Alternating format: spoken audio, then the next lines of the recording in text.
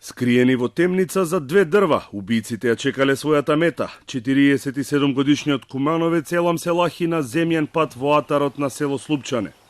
Вчера вечер, околу 23 часот, тој се појавил во автомобил со затемнети стакла. Во возилото бил и неговиот малолетен син. Ладнокрвно со рафали го изрешетале автомобилот и побегнале.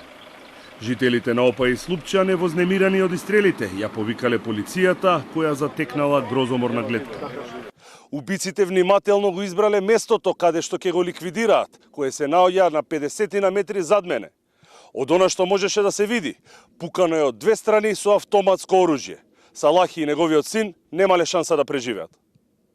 Увидот на местото траеше до пладнево, кога и беше подигнато возилото во кое беа убиените и однесено во Скопје на вештачење. Најмалку 20 на дупки од испуканите куршуми можеа да се видат на автомобилот и шофершајмната, како и траги од рафали испукани од двете страни на возилото. Иако засега не е потврдено дека во Салахи и неговиот син е пукано од 2 оружја и од 2 лица, од обвинителството соопштија дека се подигнати голем број на испукани чаури од местото, што потврдува дека убиците користеле автоматско оружје. На увидот беше констатирано дека од близина е пукано во патничкото моторно возило во кое се наоѓале 2 лица, возач и неговото 8-годишно дете. Пронајдени се и подигнати поголем број испукани чаури, преку чие вештачење се очекува да се утврдат битни факти во предметот. Ќе биде извршено вештачење на возилото на кое се видливи повеќе траги од напад со огнено оружје. Издадена е и наредба за вршење обдукција на телата на починатите. Салахи, кој од селото Белановце живеел во Опај, не е член на криминалната група Беланоца, но давал лихва со високи камати и имал насилен карактер.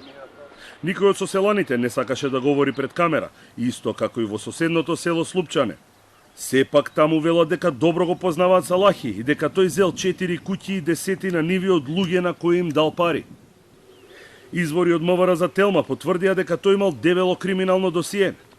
2 пати бил пријавуван за обид за убиство, бил фатен со нелегално оружје и нападнал полицајци. Бил осуден и на 4 годишна затворска казна која ја издржал. Сепак, кој е мотивот и кој стои зад ладнокрвната ликвидација на Кумановецот и неговиот син, за сега не е познат.